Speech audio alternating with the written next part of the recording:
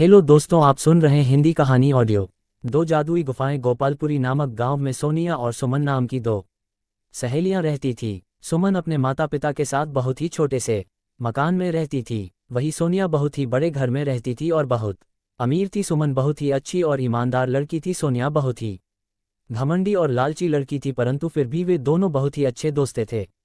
वे दोनों साथ में ही स्कूल जाते और साथ में ही घर आते। स्कूल से आने के बाद दोनों रोज शाम को पार्क घूमने जाते थे। फिर एक दिन सुमन सोनिया से कहती है, सोनिया, तुम्हें पता है हमारे गांव के बाहर वाले जंगल में कोई गुफा है और मैंने सुना है जो कोई भी उस गुफा में जाता है वो वापस लौटकर नहीं आता। सुमन, ये सब कहने की बातें हैं, ऐसा कुछ भी नहीं है। चलो हम आज ही उस गुफा के पास घूमने जाते हैं। सोनिया, अच्छा तुम कहती हो तो चलते हैं। फिर अगले दिन सुबह सुबह सोनिया और सुमन उस गुफा की ओर घूमने चल पड़ते हैं। थोड़ी दूर चलने के बाद उन्हें दो जादुई नजर आता है। सुमन, देखा सोनिया, यहाँ दो गुफा है, हमें कौन से गुफा में जाना चाहिए? सोनिया, अरे मुझे क्या पता। सुमन और सोनिया दोनों ये सोच ही रही थीं कि कौन सी गुफा में जाए, तभी वहाँ एक परी प्रकट हुई और कहती है, परी, हाँ हाँ हाँ, मेरे इस जादुई जंगल में तुम दोनों का स्वागत है। और जैसे कि तुम देख सकती हो तुम्हारे सामने दो गुफा है, एक गुफा अच्छाई का और दूसरा गुफा बुराई का। अच्छाई के गुफा में जाओगी तो तुम्हें वहां एक वृद्ध महिला मिलेगी जो कई सालों से बीमार पड़ी है, तुम्हें उनकी सेवा करनी होगी। और अगर बुराई के गुफा में जाओगी तो तुम्हें वहां ढेर सारा खजाना मिलेगा। परंतु याद रखना, उस गुफा में एक नागिन रहती है और ये तुम पर निर्भर करता है। तुम कौन सा मार्ग चुनती हो, अच्छाई का या बुराई का? हाँ हाँ हाँ हाँ, इतना बोलकर वो परी वहां से गायब हो जाती है। सुमन, सोनिया, हमें अच्छाई के गुफा में चलना चाहिए। वहां बेचारी बूढ़ी काकी कितने सालों से बीमार पड़ी है, हम उन्हें इस हालत में नहीं छोड़ सकते। हमें जाकर उनकी मदद करनी चाहिए। सोनिया, हाँ तुम ही जाओ अच्छाई के गुफा में, मैं तो बुराई के गुफा में जाऊंगी। सुना नहीं तुमने वो परी क्या कह कर रही कि बुराई के गुफा में हमें ढेर सारे खजाना मिल सकता है जो हमें मालामाल कर सकता है। मेरी बात मानो, तुम भी मेरे साथ बुराई के गुफा में चलो। सुमन, नहीं सोनिया, मैंने बचपन से ही सीखा है कि हमें हमेशा अच्छाई के रास्ते पर ही चलना चाहिए। पैसों का क्या है, पैसे तो आज है और कल नहीं, परंतु हमारी अच्छाई हमेशा हमारे साथ रहती है। आज तुम्हें तो कुछ कहना ही बेकार है। सोनिया, मैं तो चली अपने बुराई वाले गुफा में, तुम भी जाओ अपने अच्छाई के गुफा में। इतना कहकर सोनिया बुराई के गुफा में चली जाती है और सुमन अच्छाई के। सुमन को थोड़ी दूर चलने के बाद गुफा के अंदर बहुत ही खूबसूरत दुनिया नजर आती है, जहां बहुत ही सुंदर सुंदर फूल खिले थे, तरह तरह फल लगे थे। सुमन को बहुत भूख लगी थी तो वो पेड़ से फल तोड़कर खाने लगी। सुमन, वाह कितने स्वादिष्ट फल है। तभी सुमन को वहां एक कुटिया नजर आती है जिसमें से खांसने की आवाज आती है। सुमन उस कुटी के पास जाती है और कहती है, अम्मा, खांसने की आवाज। सुमन, मैं आ गई हूँ आपकी देखभाल करने, अब आप बहुत जल्दी ठीक हो जाएंगी।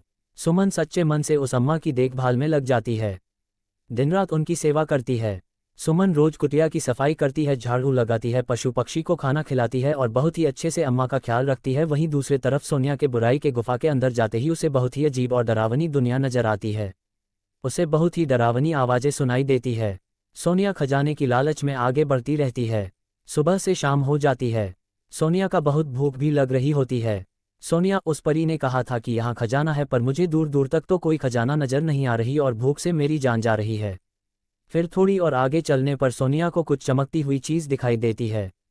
सोनिया, अरे वाह, मिल गया खजाना। मैं जल्दी से उस खजाने के पास जाती हूँ और सारा खजाना ले लेती हूँ, फिर मैं और अमीर बन जाऊंगी। हाँ हाँ हाँ, ये सोचकर सोनिया खजाना लेने आगे बढ़ती है। उसे वहां ढेर सारा खजाना नजर आता है। सोनिया, अरे वाह, इतना सारा खजाना। सुमन तो पागल है जो अच्छाई के गुफा में चली गई। अगर वो मेरे साथ बुराई के इस गुफा में आती तो उसे इतना सारा खजाना मिलता। पर कोई बात नहीं, अब ये सारा खजाना अकेले मेरा है। हाँ हाँ हाँ, ये सोचकर सोनिया जैसे ही खजाने को हाथ लगाती है वो खजाना गायब हो जाता है।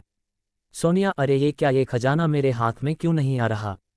इसी प्रकार सोनिया जैसे ही खजाने को लेने के लिए हाथ आगे बढ़ाती खजाना गायब हो जाता और अगर हाथ पीछे करती तो खजाना वापस आ जाता। सोनिया, अरे ये क्या हो रहा है मेरे साथ? तभी उसके सामने एक नागिन प्रकट होती है। नागिन, ही लालची लड़की, अब तेरा लालच ही तुझे ले डूबेगा। अब तू यहाँ से जिंदा बचकर नहीं जाएगी और मेरा भोजन बनने के लिए तैयार हो जा। मैं कई सालों से भूखी हूँ और आज जी भर कर तुझे खाऊंगी। हाँ हाँ हाँ। सोनिया, नहीं, मुझे छोड़ तो, मुझे जाने दो, मुझे कोई खजाना नहीं चाहिए, कृपया मुझे छोड़ दो। नागिन, हाँ हाँ हाँ, परंतु नागिन सोनिया को वहीं डंस लेती है और सोनिया चूहे में बदल जाती है। नागिन, जो भी बुराई के गुफा में आएगा उसका यही हाल होगा। हाँ हाँ हाँ हाँ। दूसरे तरफ सुमन सच्चे दिल से उस अम्मा की देखभाल में लगी हुई थी। सुमन, अम्मा ये काढ़ा पी लो, इससे आप बहुत जल्दी ठीक हो जाएंगी। अम्मा, बेटी तुम बहुत ही अच्छी और नेक लड़की है। इतना बोलकर वो बूढ़ी अम्मा एक परी में बदल जाती है। परी, सुमन मैं तुम्हारी परीक्षा ले रही थी और तुम उस परीक्षा में खड़ी उतरी हो और मैं तुम्हारे श्रद्धा भाव से बहुत प्रसन्न हुई और इसलिए मैं तुम्हें कुछ देना चाहती हूँ।